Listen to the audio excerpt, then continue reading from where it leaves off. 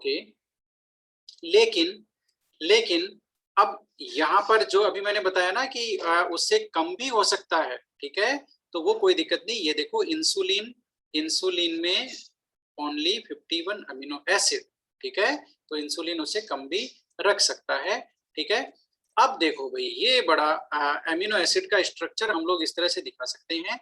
ये आपका जो अमीनो एसिड है ना, ये एन टर्मिनल है, ये सी टर्मिनल है जहां मैं टिक कर रहा हूं, this is C terminal, this is N, 100 से ज्यादा भी हो सकते हैं, ठीक है। और अब यहाँ पर ये देखो बीच में ये जो यूनिट है ये अपने आप को रिपीट करती जाएगी। एन यहाँ पर लिखा हुआ है इसका number, it means it will, N की वैल्यू कुछ भी हो सकती है, ये अपने आप को रिपीट करती जाएगी, एक लंबी चेन बन जाएगी पॉलीपेप्टाइड की, जिसे हम बोलते हैं पॉलीपेप्टाइड। और पॉलीपेप्टाइड कौन सा प्रोटीन होगा ये हमने बात कर ली है। ये यहाँ पर देखो क्लियर है, सी टर्मिनल और एन टर्मिनल, ठीक है। ये सी टर्मिनल और एन टर्मिनल की डेफिनेशन और इसका जो मीनिंग है वो आपके सामने है, इसमें ज्यादा कुछ चक्कर नहीं है। प्रोटीन का हमने बात कर लिया। अब बात करेंगे प्रोटीन के क्लासिफिकेशन की, कि प्रोटीन्स का जो स्ट्रक्चर होता है ना, ग्लोब्यूलर और फाइब्रस प्रोटीन, है ना, तो वो क्या होता है वो मैं आपको बताऊंगा फटाफट, ठीक है। ग्लोब्यूलर प्रोटीन किसको बोलते हैं, फाइब्रस प्रोटीन किसको बोलते हैं। तो फाइब्रस प्रोटीन का एग्जाम्पल आप बता सकते हो क्या? आप जानते हो इसके बारे में, कुछ कुछ जानते ही हो, बता दो जरा। सर अरे केराटिन। आपके जो इस ये है, आपके हेयर्स हैं, आपके इस ये जो है मसल्स है, ये सब क्या है, ये सब फाइब्रस प्रोटीन ही तो है। और है क्या? ये सब क्या है, फाइब्रस प्रोटीन है बेचारे, ठीक है। तो ये सब फाइब्रस प्रोटीन है। और हम चलते हैं, यस, चलो आप भी क्या याद करोगे, ओके।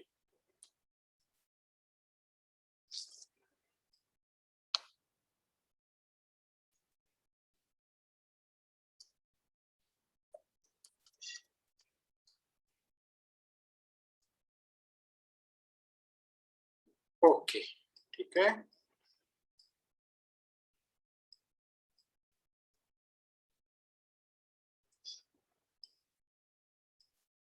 यस, तो प्रोटीन्स को बेसिकली हम लोग क्या कर रहे हैं, यहाँ पर क्लासिफाई कर रहे हैं, ठीक है।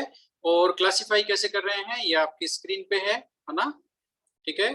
और इसको हमारे पास और भी इसको हम लोग बड़ा कर सकते हैं यदि हम लोग इसको रीड मोड पे ले जाए। Yes, okay. तो अब आप देखो आपके स्क्रीन पे है क्या है, यहाँ पर दो तरह के प्रोटीन हैं, एक कौन से हैं, फाइब्रस, और एक कौन सा है, ग्लोब्यूलर, ठीक है। ग्लोब्यूलर है,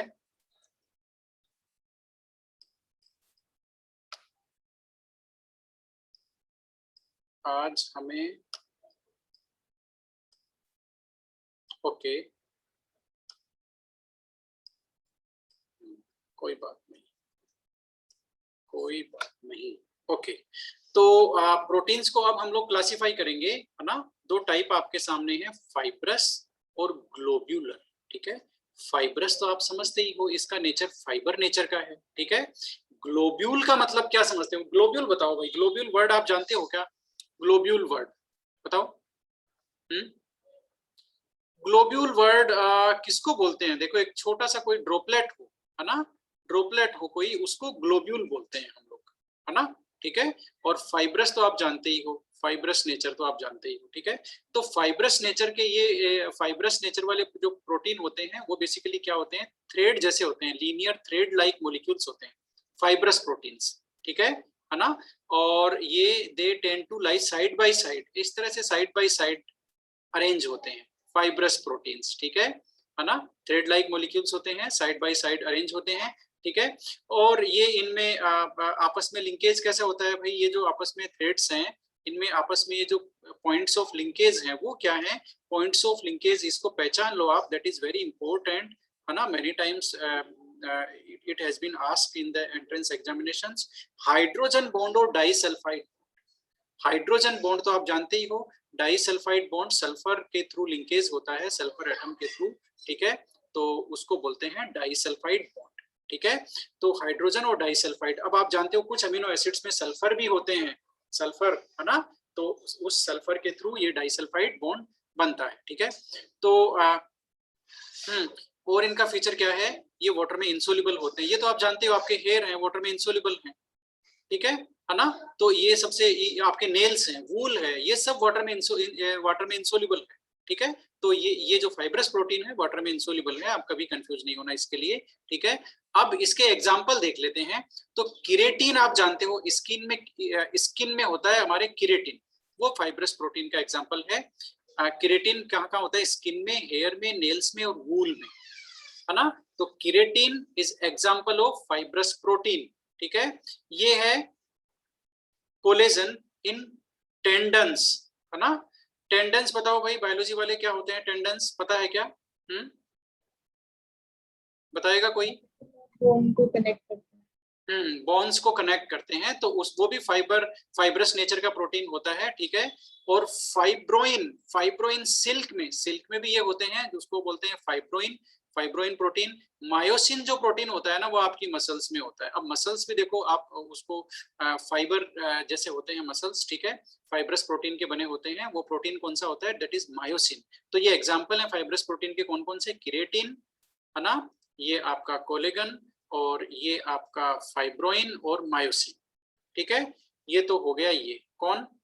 और अब ये जो प्रोटीन है ना, ये बेसिकली कर क्या रहे हैं, हमारी बॉडी का स्ट्रक्चर बना रहे हैं। तो इनका काम क्या है, they are main structural material of animal tissues, ये स्ट्रक्चरल मटेरियल है हमारे लिए। ठीक है, अब है ग्लोब्यूलर प्रोटीन। तो ग्लोब्यूल मैंने बताया ना आपको, ड्रॉपलेट की जैसा, है ना, स्ट्रक्चर होता है ग्लोब्यूल। तो बेसिकली ग्लोब्यूल, वहां तो थ्रेड लाइक था, यहाँ पर क्या हुआ, वो जो अब जहां पर मेरा कर्सर चल रहा है उसको आप देखो, ये जो जो मॉलिक्यूल है, पेप्टाइड चेन है, वो आपस में फोल्ड होकर के ग्लोब्यूल की टर्म्स में ग्लोब्यूल की तरह कन्वर्ट हो गई। ये देखो इस तरह से फोल्ड होकर के, है ना, फोल्ड होकर के आपस में फोल्ड हो गई और ग्लोब्यूल की शेप में कन्वर्ट हो गई। इसलिए ऐसे प्रोटीन्स को बोलते हैं ग्लोब्यूलर प्रोटीन, जिसमें जिनकी शेप कैसी होती है, ग्लोब्यूल की जैसे होती है। ठीक है, ओके, स्फीरोइडल, ओके, यस। तो ये देखो, ये प्रोटीन्स कौन से होते हैं, जिनमें मॉलिक्यूल्स आर फोल्डेड टुगेदर, वो फोल्ड हो गई, जो चेन थी वो क्या हो गई, पॉलीपेप्टाइड चेन क्या हो गई, फोल्ड हो गई, फोल्ड इनटू कॉम्पैक्ट यूनिट्स, है ना, फॉर्मिंग स्फेरिकल शेप्स। ये देखो, ये जो मैंने ड्रॉ की है 1 2 3, ये स्फेरिकल शेप्स हैं। तो ये ग्लोब्यूलर प्रोटीन इस तरह से अपने आप को एग्जिस्ट करते हैं। ठीक है, इनमें भी क्या होते हैं भाई, ये भी हाइड्रोजन बॉन्ड से स्टेबल होते हैं। ठीक है, और ये एक्वस में सोल्यूबल होते हैं। एग्जाम्पल है इसका आपका इंसुलिन और आपका एल्बुमिन जानते हो ना, एग में। ठीक है, तो वो किसका एग्जाम्पल है, ग्लोब्यूलर प्रोटीन का। वाटर में वो सोल्यूबल भी होता है, आप उसको डिजोल्व कर देते हो तो वो डिजोल्व हो जाता है। ठीक है, तो ये इंसुलिन और एल्बुमिन ये है ग्लोब्यूलर प्रोटीन। ठीक है, अब इनमें डिफरेंस देख लेते हैं हम लोग, है ना, इनमें डिफरेंस देख लेते हैं। आपके ये जो एंटीबॉडीज है, ये सारा है, ये सारा ग्लोब्यूलर प्रोटीन होते हैं। एंजाइम, ये सब ग्लोब्यूलर प्रोटीन होते हैं आपके। ठीक है, एंजाइम वगैरह, ये डिफरेंस तो हमने देख लिया भाई, डिफरेंस तो हमने, ये आपके सामने है डिफरेंस किसके, ग्लोब्यूलर और फाइब्रस प्रोटीन के, है ना, इसमें कोई दिक्कत नहीं है। ये स्ट्रक्चरल मटेरियल होते हैं, फाइब्रोइन, कोलेगन, केराटिन, ये सब होते हैं। और इसमें कौन कौन आते हैं, albumin in egg, all enzymes and hormones. ध्यान से सुन लो भाई, important point, all enzymes, hormones, they are globular protein. जितने भी हमारे बॉडी के स्ट्रक्चरल मटेरियल है ना, वो सारे के सारे फाइब्रस प्रोटीन। ठीक है, तो इनकी शेप होती है स्फेरिकल शेप, और ये लीनियर मॉलिक्यूल्स होते हैं जो एक दूसरे के इस तरह से रेस्पेक्ट में अरेंज होते हैं, हाइड्रोजन बॉन्ड और डाइसल्फाइड से, ठीक है, लिंक हो जाते हैं, है ना, ये फाइब्रस नेचर के होते हैं। तो ये तो हुई एक बात। ठीक है, अब इनका टाइप आता है दूसरा टाइप में दो इंपॉर्टेंट है, एक तो सिंपल प्रोटीन और एक कंजुगेटेड प्रोटीन। ठीक है, सिंपल प्रोटीन में तो कोई बात नहीं, सिंपल प्रोटीन वो होते हैं जिनमें केवल अमीनो एसिड होते हैं और कोई दूसरा केमिकल स्ट्रक्चर वहां पे नहीं होता है, only on amino acid. Example आपका एल्बुमिन, ग्लोब्यूलिन, ग्लूटेलिन्स, है ना, किरेटिन, ये सब कौन से हैं, सिंपल प्रोटीन है। ठीक है, इनमें केवल अमीनो एसिड होता है, कुछ प्रोटीन ऐसे होते हैं जिनमें अल्फा अमीनो एसिड के अलावा नॉन प्रोटीन पार्ट भी होता है। सुन लो, नॉन प्रोटीन पार्ट भी होता है कुछ प्रोटीन्स में, ठीक है, उसको बोलते हैं prosthetic group. What? Prosthetic group. ये जो प्रोस्थेटिक ग्रुप है ना, ये बायोलॉजिकल एक्टिविटीज में उसकी जो बायोलॉजिकल एक्टिविटी होती है प्रोटीन की, उसमें रोल प्ले करता है। और इसके टाइप पे, ये जो प्रोस्थेटिक ग्रुप है, इसके टाइप पे डिपेंड करता है प्रोटीन का टाइप, ठीक है। तो न्यूक्लियोप्रोटीन, इनमें न्यूक्लिक एसिड्स होते हैं। अब nucleic acid non protein structure होती है। ग्लाइकोप्रोटीन्स, इनमें कार्बोहाइड्रेट्स एसोसिएट होते हैं प्रोटीन से, ठीक है। लिपोप्रोटीन, इसमें लिपिड्स एसोसिएट होती है प्रोटीन से, है ना। फॉस्फोप्रोटीन्स, फॉस्फोरिक एसिड रेजिड्यू एसोसिएट होते हैं। क्रोमोप्रोटीन्स, पिगमेंट्स, कुछ पिगमेंट्स हो जाते हैं, ठीक है। जैसे और हीमोग्लोबिन और मायोग्लोबिन का एग्जांपल जानते हो ना आप, तो हीमोग्लोबिन में जो Fe एसोसिएट होता है ना, okay, that is prosthetic group. और वो इसकी जो बायोलॉजिकल एक्टिविटी है उसको कंट्रोल करता है, और इसकी ये बायोलॉजिकल एक्टिविटी जो ओवरऑल प्रोटीन की होती है हीमोग्लोबिन की, उसमें इसका रोल होता है, ठीक है। तो इस तरह से भी हम लोग प्रोटीन्स को क्लासिफाई कर सकते हैं। ये कोई मुश्किल टॉपिक नहीं है और ज्यादा कोई इंपॉर्टेंट टॉपिक नहीं है। अब जो बात आती है उसके, जिसके लिए हम लोगों ने यहाँ सारे के सारे क्लास ले रहे हैं, that is very very important. And अब जो मैं बोलूंगा ना, आप लोग बिल्कुल स्क्रीन पर देखते रहिए क्या हो रहा है, ठीक है। बिल्कुल पिन पॉइंट हम लोग डिस्कस करने वाले हैं। सबसे पहले तो जो सबसे इंपॉर्टेंट टॉपिक है, कंक्लूडिंग रिमार्क है, that is structure of protein. Proteins का स्ट्रक्चर, ठीक है। तो सबसे पहले तो समझ लो, प्रोटीन्स के स्ट्रक्चर को हम लोग 4 लेवल्स पे डिस्कस करते हैं। 4 लेवल्स पे, प्राइमरी, सेकेंडरी, टर्सरी स्ट्रक्चर और क्वाटरनरी स्ट्रक्चर। समझ में आया? प्राइमरी, सेकेंडरी, टर्सरी और क्वाटरनरी स्ट्रक्चर। अब मैं सिंपल लैंग्वेज में बता देता हूं प्राइमरी स्ट्रक्चर क्या होती है। अभी हमने देखा था कि एमिनो एसिड्स आपस में कनेक्ट होकर के, एमिनो एसिड आपस में कनेक्ट होकर के बनाते हैं पॉलीपेप्टाइड चेन। यही तो कनेक्ट होते हैं, ठीक है। एमिनो एसिड्स आपस में कनेक्ट होते हैं, पॉलीपेप्टाइड चेन बनाते हैं। और ये एमिनो एसिड जो 20 टाइप्स के एमिनो एसिड हैं, नॉन है, ये अपने आप को एक यूनिक वे में अरेंज करते हैं, यूनिक वे में अरेंज करते हैं। और वो जो स्पेसिफिक सीक्वेंस होता है इनका, यूनिक सीक्वेंस में अरेंज करते हैं। रादर जैसे आप लोग हो ना, है ना, आप लोग 10 स्टूडेंट यहाँ पर हो, तो 10 स्टूडेंट को हम लोग यूनिक वे में सिटिंग अरेंजमेंट कर सकते हैं कि इसके बाद ये बैठेगा, इसके राइट में ये होगा, इसके लेफ्ट में ये होगा, इसके लेफ्ट में ये होगा। वो एक पर्टिकुलर अरेंजमेंट हो गया, ठीक है ना। वैसे ही अमीनो एसिड्स जब आपस में कनेक्ट होते हैं प्रोटीन बनाने के लिए, तो वो एक स्पेसिफिक सीक्वेंस में अरेंज होते हैं। आप बात को नोट करो यहाँ पर कि वो सीक्वेंस होता है, वो स्पेसिफिक होता है, और वो सीक्वेंस ही डिसाइड करता है कि प्रोटीन कौन सा बनेगा। Sequence change, protein change. बात समझ में आई कि नहीं आई? Sequence change, protein change. तो जो सीक्वेंस है कि एलेनिन से ग्लाइसिन जुड़ेगा, ग्लाइसिन से हिस्टिडीन जुड़ेगा, आर्जिनिन जुड़ेगा, ये सारा जो सीक्वेंस है, वो सीक्वेंस डिसाइड करता है कि वो कौन सा प्रोटीन बनना है। ओके, तो that is primary structure. Primary structure means the sequence of amino acid in the polypeptide chain, ठीक है। ओके, अब यहाँ पर इसकी डेफिनेशन देख लो।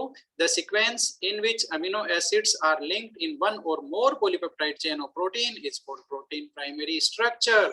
अब आप कहोगे सर ये समझ में नहीं आया, सीक्वेंस का क्या मतलब हुआ?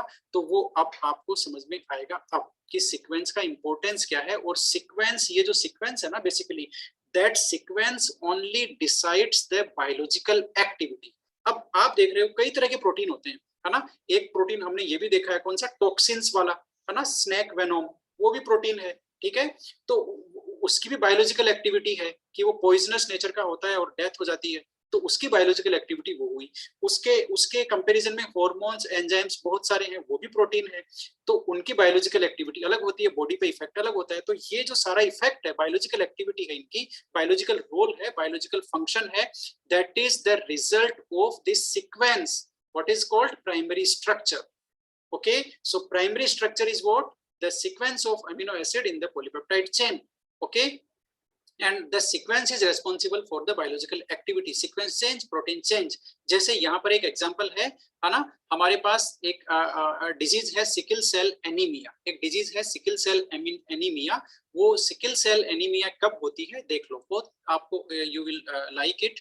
नॉर्मल हीमोग्लोबिन का स्ट्रक्चर आपको दिख रहा है, इसमें नॉर्मल हीमोग्लोबिन में ये सीक्वेंस होता है ना, वेलिनिन, हिस्टीन, ल्यूसीन, थ्रियोनिन, है ना, ये सारा सीक्वेंस है नॉर्मल हीमोग्लोबिन का। सिर्फ ये एक यूनिट चेंज हो रही है।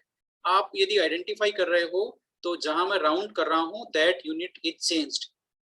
बात समझ में आई कि नहीं आई? ये यूनिट चेंज है, बाकी सारा देखो एक ही है।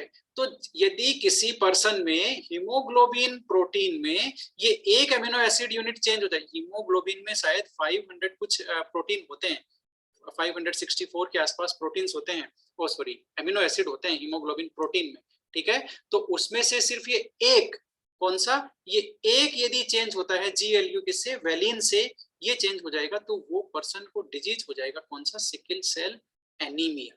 तो ये सिकल सेल हीमोग्लोबिन है, ये नॉर्मल हीमोग्लोबिन है। अब आपको समझ में आया ये सीक्वेंस कितना इंपॉर्टेंट है। ये डिफेक्टिव हीमोग्लोबिन है, ये वाला सिकल सेल हीमोग्लोबिन है ना, डिफेक्टिव हीमोग्लोबिन है, उसकी वजह से उसको डिजीज होता है सिकल सेल एनीमिया। तो this sequence is the responsible for the biological activity. This particular or this unique sequence of the hemoglobin is known as primary structure. ठीक है, ओके। जैसे सीक्वेंस ये वैसे ही है, जैसे ABCD होती है ना, कितने अल्फाबेट्स होते हैं, 26, हम इनको यूनिक वे में अरेंज कर सकते हैं, ठीक है ना, ये यूनिक वे है अरेंज होने का। तो ये क्या हो गया, इनका पर्टिकुलर सीक्वेंस हो गया, ओके। अब ये तो हो गया, पॉलीपेप्टाइड चेन बन गई, सीक्वेंस को हम समझ गए। अब वो चेन है ना अपने आप को फर्दर फोल्डिंग कर सकती है, देखो फर्दर फोल्ड करके अपने एक शेप ले सकती है। वो जो चेन है वो शेप ले सकती है ना, और उस शेप को बोलते हैं उसकी सेकेंडरी स्ट्रक्चर। चेन ने अपने आप को अरेंज किया और शेप ले लिया, उसको बोलते हैं सेकेंडरी स्ट्रक्चर। अब सेकेंडरी स्ट्रक्चर भी दो टाइप की होती है, ठीक है। देख लो भाई, वो चेन जो अभी हमने पॉलीपेप्टाइड चेन बनाई है ना, वो कैसे कैसे अरेंज हो सकती है वो देख लो। तो सेकेंडरी स्ट्रक्चर दो टाइप की होती है, एक होता है अल्फा हेलिक्स स्ट्रक्चर, एक होता है बीटा प्लेटेड शीट्स। क्या होता है, बीटा प्लेटेड शीट्स, ठीक है। तो इसके लिए हम सीधा ही चलते हैं, कहाँ पर, यहाँ पर कुछ है क्या हमारे पास, देखते हैं। ये देखो भाई, है तो सही, है तो सही, लेकिन यहाँ पर अल्फा अमीनो एसिड की स्ट्रक्चर नहीं है, तो हमें तो जाना पड़ेगा वहीं जहां हम बार बार जाते हैं, और वो है हमारी NCERT। आप लोग को जुड़े रहना पड़ेगा, क्योंकि ये हमारा जो टॉपिक है ये आज ही खत्म होगा, इसको हम कल वापस स्टार्ट नहीं कर सकते। यस, ये आ गए हम NCERT में, और ये आ गए हम, यस, उसमें, किसमें, हमारे primary structure, secondary structure, tertiary structure, quaternary structure, okay. तो हम बात कर रहे थे सेकेंडरी स्ट्रक्चर की। सेकेंडरी स्ट्रक्चर क्या है, जो चेन बन गई थी ना अभी प्राइमरी स्ट्रक्चर में, उसकी फर्दर फोल्डिंग है, उसकी फोल्डिंग है, वो अपने आप को किस तरह से एग्जिस्ट करती है वो चेन ना, ठीक है। तो वो चेन किस तरह से एग्जिस्ट करती है, दो फॉर्म है, अल्फा हेलिक्स और beta pleated sheet structure. Beta pleated sheet structure और अल्फा हेलिक्स। अल्फा हेलिक्स तो आपको दिख ही रहा है ना, ये देखो आप इस तरह से इसको पकड़ेंगे ना, एक यहाँ पर रोड है, रोड को इस तरह से पकड़ेंगे तो ये जो आपकी ये जो फिंगर्स है, इनकी डायरेक्शन में ये जो पॉलीपेप्टाइड चेन है, इसने अपने आप को अरेंज किया है, ठीक है। तो इसको बोलते हैं अल्फा हेलिक्स। बात समझ में आई, ये है अल्फा हेलिक्स। तो अल्फा हेलिक्स है ये, है ना। अब अल्फा हेलिक्स जो स्ट्रक्चर आपको दिख रही है, ये अल्फा हेलिक्स है, वो चेन इस तरह से अरेंज होती है। ये स्टेबल क्यों है, क्या रीजन है कि वो इस तरह से, वो पॉलीपेप्टाइड चेन इस तरह से अरेंज हो रही है? इसका रीजन है हाइड्रोजन बॉन्डिंग।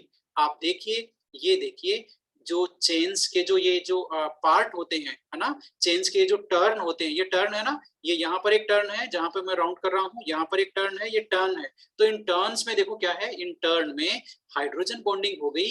ये CO तो जानते ही हो आप, CO ग्रुप होता है, और ये NH ग्रुप भी होता है ना। पॉलीपेप्टाइड जो बॉन्ड हमने अभी देखा था, पेप्टाइड बॉन्ड, उसमें NHCO, ठीक है। तो ये CO फंक्शनल ग्रुप और ये NH फंक्शनल ग्रुप, इनके बीच में हो गई हाइड्रोजन बॉन्डिंग। इस हाइड्रोजन बॉन्डिंग की वजह से ये polypeptide chain alpha helix structure का फॉर्म को अडॉप्ट करती है। बात समझ में आई, इस फॉर्म को अडॉप्ट करती है, ठीक है। इसका मेन रोल है ये जो है, ये होता है अल्फा हेलिक्स, ठीक है। अब अल्फा हेलिक्स है ना, अल्फा हेलिक्स के साथ में एक और है, वो है बीटा प्लीटेड शीट। अब इसको बीटा का नाम दे दिया इन्होंने, बीटा प्लीटेड शीट। अब बीटा प्लीटेड शीट देखो बेसिकली क्या है, आप देखना, जहाँ ये जो बैकबोन है इसको मैं आइडेंटिफाई कर रहा हूँ, ये देखो ये बैकबोन चल रही है ऐसे, ये देखो ये बैकबोन चल रही है, आप देख रहे हो क्या, ये बैकबोन है अमीनो एसिड की, ठीक है, और ये दूसरी बैकबोन है, आप ध्यान से देखो ये दूसरी बैकबोन है, ठीक है, ये दूसरी बैकबोन है ना। तो इनमें क्या डिफरेंस है भाई, क्या हो रहा है इन बैकबोन में, जरा आइडेंटिफाई करना। ये backbone side by side arrange हो रही है, और क्या हो रहा है, इनके बीच में बन रहा है हाइड्रोजन बॉन्डिंग, हाइड्रोजन बॉन्डिंग। तो यहाँ पर डिफरेंट पॉलीपेप्टाइड चेन में हाइड्रोजन बॉन्डिंग बन रही है, जिसकी वजह से ये एक दूसरे के साइड बाय साइड अरेंज हो रही है। और यहाँ पर बीटा प्लीटेड स्ट्रक्चर किसको बोलते हैं, बीटा प्लीटेड किसको बोलते हैं, प्लीटेड शब्द का मतलब जानते हो क्या, do you know the meaning of this word pleated, जानते हो क्या भाई, बताओ जरा। ड्रापेरी नाम जानते हो, ड्रापेरी, फोल्ड्स ऑफ ड्रापेरी, ये देखो the structure resembles the pleated folds of drapery, है ना। हम लोग कपड़े की दुकान पे जाते हैं ना, उसको कहते हैं शर्ट का कपड़ा दिखाओ बोल करके, वो एक एक के ऊपर एक पीस बिखेरता जाता है, ये नहीं आया पसंद, ये नहीं आया पसंद, ये नहीं आया पसंद, तो आपने देखा होगा वो लेयर बन जाती है ऐसे कपड़े की, वो एक लेयर के ऊपर ऐसे जाता है ना, तो ये लेयर बन जाती है, ये लेयर बन जाती है। तो ये जो फोल्ड्स बन गए, ये देखो जहां कर्सर चल रहा है, ये जो फोल्ड्स बन गए है ना, इनको बोलते हैं, इस स्ट्रक्चर को बोलते हैं, ये जो फोल्ड्स है इनको बोलते हैं pleated folds, pleated folds of drapery. तो ये जो स्ट्रक्चर है वो इससे सिमिलर है, किससे, प्लीटेड फोल्ड्स है ना ड्रापेरी के, है ना, इससे सिमिलर है, इसलिए इसको बोलते हैं बीटा प्लीटेड शीट। बीटा तो क्यों, क्योंकि उसको अल्फा बोल दिया तो इसको बीटा बोलना है, ठीक है। प्लीटेड शीट है ये, प्लीटेड शीट यानी कि इस तरह से ड्रापेरी के जैसे इसमें फोल्ड्स बन जाते हैं, जैसे कपड़ा एक के ऊपर एक फैलाते हैं ना, तो ये फोल्ड्स बन जाते हैं, इसलिए इसको बीटा प्लीटेड शीट बोलते हैं। तो यहाँ क्या हो रहा है, चेन्स के बीच में हाइड्रोजन बॉन्डिंग बन रही है, ठीक है। अब नेक्स्ट है इसका टर्सरी स्ट्रक्चर। अब टर्सरी स्ट्रक्चर क्या है वो भी देख लो भाई। टर्सरी स्ट्रक्चर, ये जो अल्फा हेलिक्स बन गया एक, तो एक बीटा प्लीटेड शीट बन गई, इन चेन्स की भी फर्दर फोल्डिंग हो जाती है, फर्दर फोल्डिंग होकर के या तो वो फाइब्रस प्रोटीन बना लेते हैं, ये देखो है ना, ये देखो, या तो वो फाइब्रस प्रोटीन बनाते हैं इस तरह से, या वो अपने आप को फोल्ड करके ग्लोब्यूल की टर्म्स में कन्वर्ट कर लेते हैं, उसको बोलते हैं ग्लोब्यूलर प्रोटीन। तो ये जो अपन ने टाइप डिस्कस किया था ना, एक फाइब्रस और ग्लोब्यूलर, वो बेसिकली शेप है प्रोटीन की, वो कौन सी स्ट्रक्चर है, टर्सरी स्ट्रक्चर है वो प्रोटीन की। तो ये टर्सरी स्ट्रक्चर है। तो देखो हमने क्या डिसाइड किया, सबसे पहले पॉलीपेप्टाइड चेन बनी, अमीनो एसिड का यूनिक सीक्वेंस, उसके बाद में वो यूनिक सीक्वेंस क्या होगा, अपने आप को अरेंज करेगा एक पर्टिकुलर अरेंजमेंट में, या तो अल्फा हेलिक्स या फिर बीटा प्लीटेड शीट्स, ठीक है।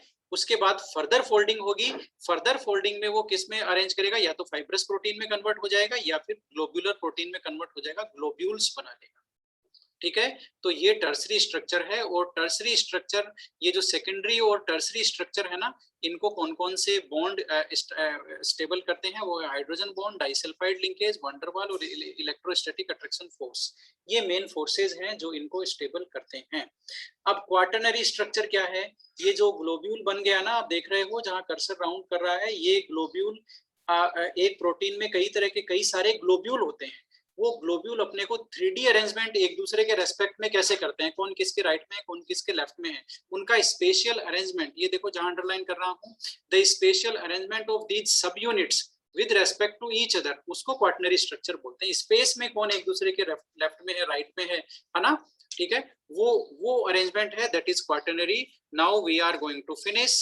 आपके सामने सबसे पहले प्राइमरी स्ट्रक्चर है, प्राइमरी स्ट्रक्चर में देखो ये जो कलर्ड बॉल है ये अमीनो एसिड है ना, और ये यूनिक सीक्वेंस में अरेंज हो रही है, ठीक है, ये प्राइमरी है।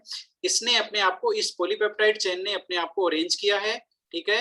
इस स्ट्रक्चर में ये अल्फा हेलिक्स सेकेंडरी स्ट्रक्चर है, फर्दर फोल्डिंग हुई to make the either globule और द फाइब्रस प्रोटीन, वो है टर्सरी, और ग्लोब्यूलर, और ये है फाइनली कि टर्सरी स्ट्रक्चर भी अपने आप को किस तरह से अरेंज करती है, दो तरह की टर्सरी स्ट्रक्चर, वो उसको बोलते हैं क्वाटरनरी स्ट्रक्चर।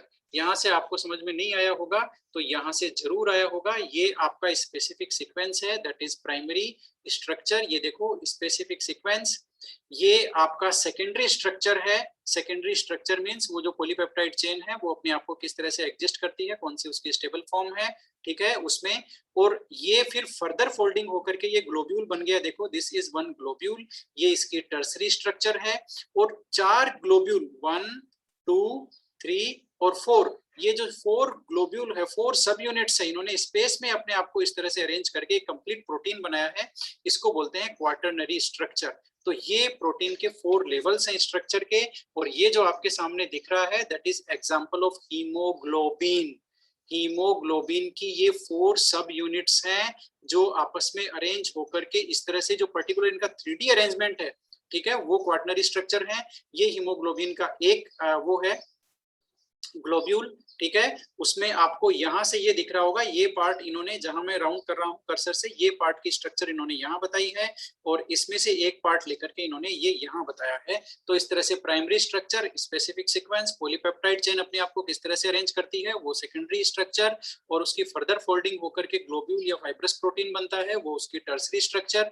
और वो जो ग्लोब्यूल्स हैं, सब यूनिट्स हैं, स्पेस में अपने आप को किस तरह से अरेंज करके कंप्लीट प्रोटीन बनाती है, वो है उसका क्या, बताना जरा, क्वाटरनरी स्ट्रक्चर, ठीक है। अब मुझे एक चीज बता दो, ज्यादा नहीं बताना है, ज्यादा नहीं बताना है, 2 मिनट आपके और लूंगा मैं। ये तो आ गया हमारा क्वार्टर सेकेंडरी स्ट्रक्चर, ये हमारा बीटा प्लेटेड शीट्स, और ये हमारा देखो आपके सामने जो कॉइल है ना, coiled structure, that is tertiary structure, ठीक है। और अब आपको वो भी दिखाते हैं कौन सा, ये देखो भाई, ये देखो प्राइमरी सीक्वेंस क्या है, स्पेसिफिक अमीनो एसिड्स का सीक्वेंस, ठीक है। सेकेंडरी स्ट्रक्चर क्या है, उसका पॉलीपेप्टाइड चेन अपने आप को किस तरह से अरेंज करती है वो, ये देखो यहाँ पर क्लियर है, आप देखोगे तो आपको समझ में आएगा। ये देखो डिफरेंट अमीनो एसिड्स यहाँ पर अटैच हैं, ठीक है। तो ये क्या हो गया, ये इसका पर्टिकुलर सीक्वेंस हो गया, है ना। इसको और थोड़ा सा बड़ा कर लेते हैं, यस यस, ओके, ठीक है। तो ये तो हो गई प्राइमरी स्ट्रक्चर। देखो अमीनो एसिड्स पर्टिकुलर सीक्वेंस में अटैच है।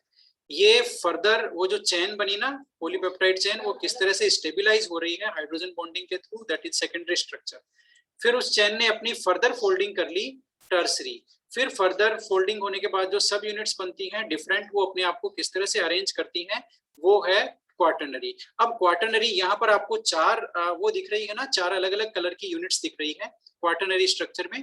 ये दिखाता है कि जरूरी नहीं है कि एक जो प्रोटीन हो उसमें एक ही तरह की सब यूनिट हो, अलग अलग तरह की सब यूनिट भी हो सकती है, ठीक है।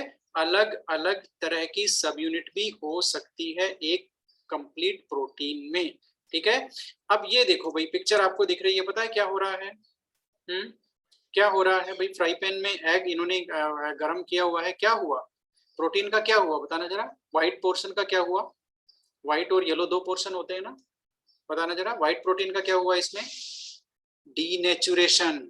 वो कंप्लीटली, जैसे ही हम प्रोटीन को अफेक्ट करते हैं किससे, पीएच से या टेम्परेचर चेंज से या कोई केमिकल ऐड करके, ठीक है, तो उसमें वो प्रोटीन डीनेचुरेट हो जाता है। डीनेचुरेट का मतलब समझे, नहीं समझे, मैं बताता हूँ। ये जो इनकी टर्सरी स्ट्रक्चर है और इनकी सेकेंडरी स्ट्रक्चर है, वो डिस्ट्रॉय हो जाती है, तो वो क्या बन जाता है, वो बस एक चेन बन जाता है, पॉलीपेप्टाइड चेन बन जाता है। ये देखो, नो टर्सरी और नो सेकेंडरी स्ट्रक्चर, इसमें ये एक सिंपल पॉलीपेप्टाइड चेन, ठीक है। इसको बोलते हैं डीनेचुरेशन ऑफ प्रोटीन। ये देखो डीनेचुरेशन ऑफ प्रोटीन, ये जनरली इरिवर्सिबल होता है।